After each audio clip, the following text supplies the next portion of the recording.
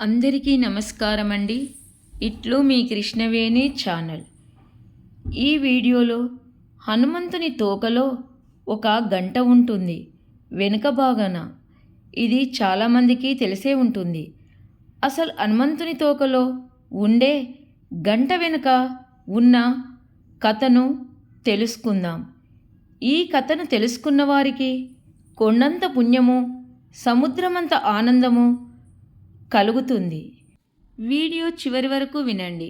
నచ్చితే ఒక లైక్ చేయండి. ఇప్పుడు కథ. అది శ్రీరామ వనవాస ఘట్టము.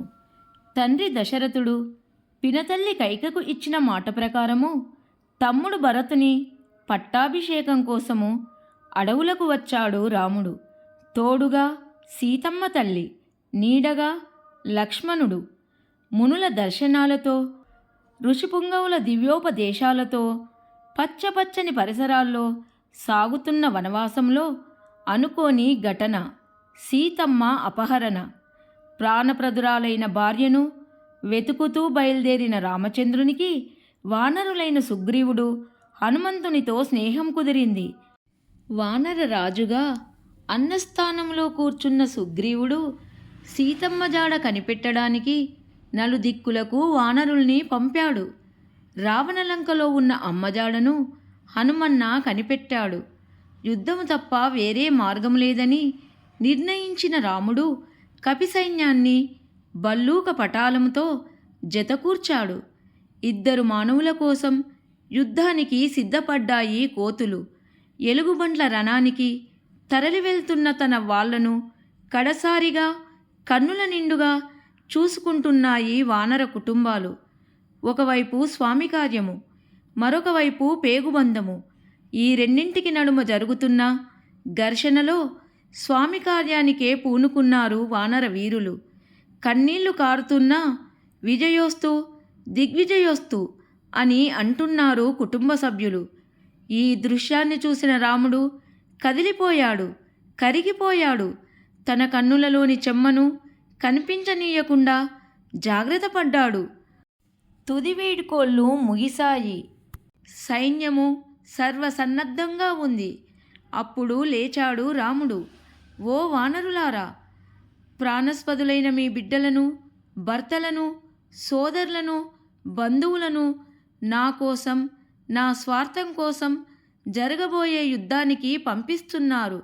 మీ నిస్వార్థతకు నా నమోవాకాలు. నేను అరుణిని, ఎవరి రుణాన్ని ఉంచుకోకూడదన్న వ్రతము కలిగినవాణ్ణి. కనుక ఇదే నా వాగ్దానం. యుద్ధానికి ఎంతమందిని తీసుకొని వెళ్తున్నానో అంతమందితోనే వెనక్కు తిరిగి వస్తాను అని అన్నాడు. జనన మరణాల చక్రాన్ని ఛేదించగలిగే ఏకైక శక్తి చక్రధారి. ఆ చక్రధారే నేడు కోదండధారి అయి వాగ్దానం చేశాడు. రామన్న అన్నమాట ఎన్నటికీ పొల్లుపోదు.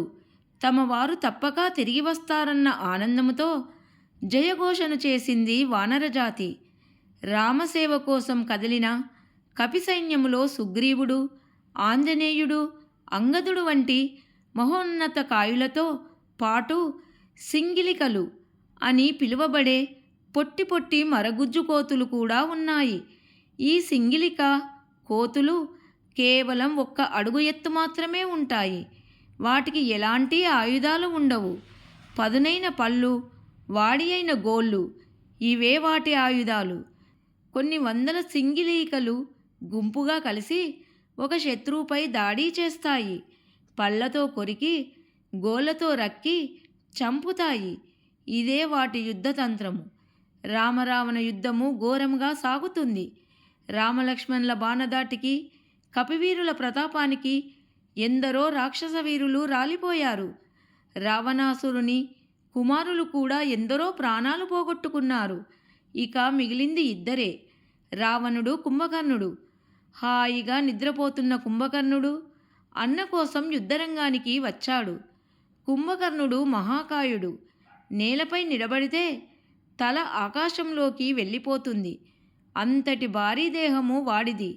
విశాలమైన ఎత్తైన మహారథంలో కూర్చొని యుద్ధానికి వచ్చాడు. ఆ రథం పైభాగంలో ఉన్న గోడకు చిన్ని చిన్ని గంటలు కట్టి ఉన్నాయి. అవి గలగలా శబ్దం చేస్తుండగా వికటాట్టహాసముతో వానరులపై విరుచుకపడ్డాడు కుంభకర్ణుడు. ఘోరమైన పోరు తర్వాత రామబాణం దెబ్బకు నేలకూలాడు.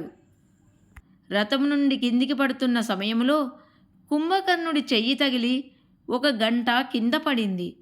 అదే సమయంలో కింద యుద్ధరంగంలో 1000 మంది సింగిలీక కోతులు గుంపుగా వెళ్తున్నాయి.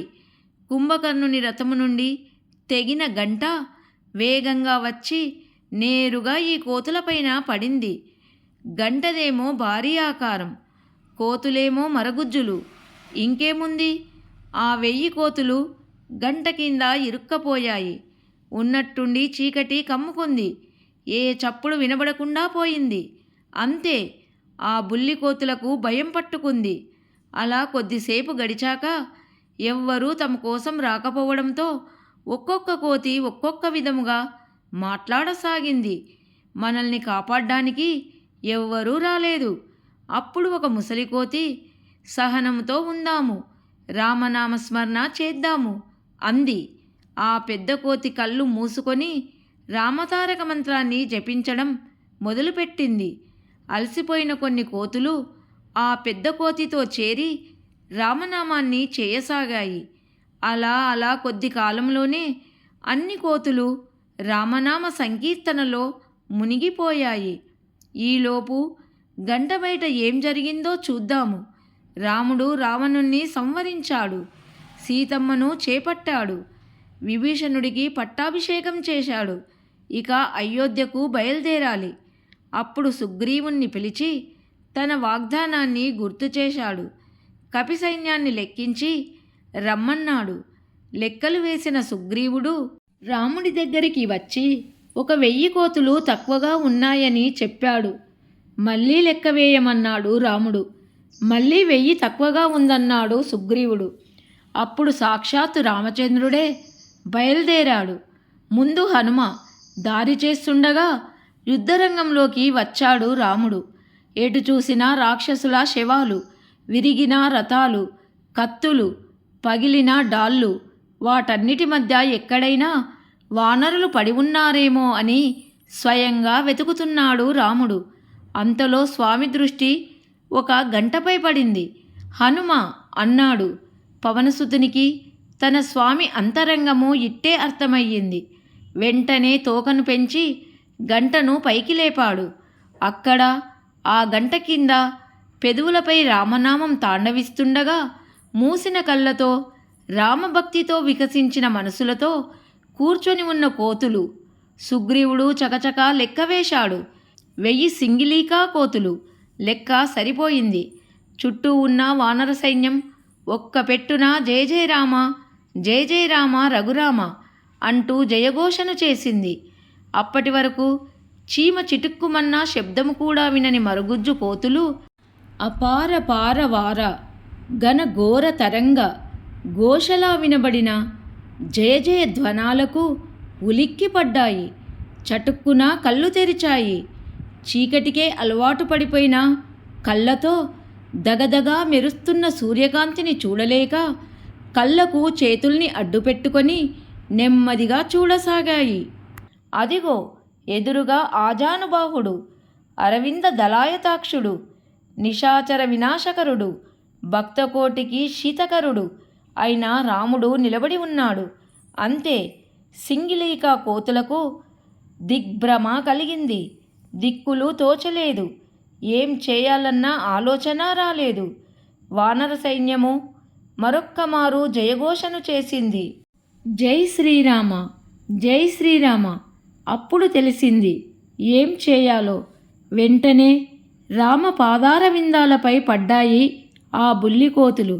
రాముడు మోసగాడు అన్న ఈ కోతిని, హనుమంతుడు బుద్ధిహీనుడు అన్న ఆ కోతిని తాకాయి రామస్వామి మృదుహస్తాలు. ఎవరి వీక్షణము భవసాగరాన్ని తారణం చేయిస్తుందో అటువంటి రామవీక్షణము తారకమంత్రమే త్రోవ అన్న పండుకోతిపై ప్రసరించాయి. అలా సింగిలీకా కోతులు జన్మలు ధన్యమయ్యాయి. ఇప్పుడు రాముని దృష్టి హనుమ వైపుకు మళ్ళింది. సుందరే సుందరం కపిహి, ముద్దైన కోతి, తోకకు ముచ్చటైన గంట మురిపంగా చూశాడు ముగ్ధమోహనుడైన రాముడు.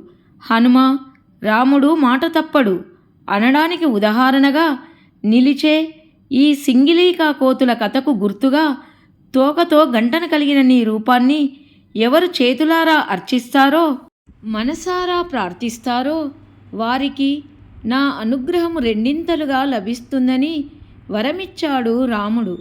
వాలములో గంటను కలిగిన వానర శ్రేష్ఠుణ్ణి దర్శించేటప్పుడు, పూజించేటప్పుడు ఈ సింగిలీకా కథను గుర్తు చేసుకోవాలి. కథ సమాప్తం. నచ్చితే లైక్ చేయండి. అందరికీ ధన్యవాదములు.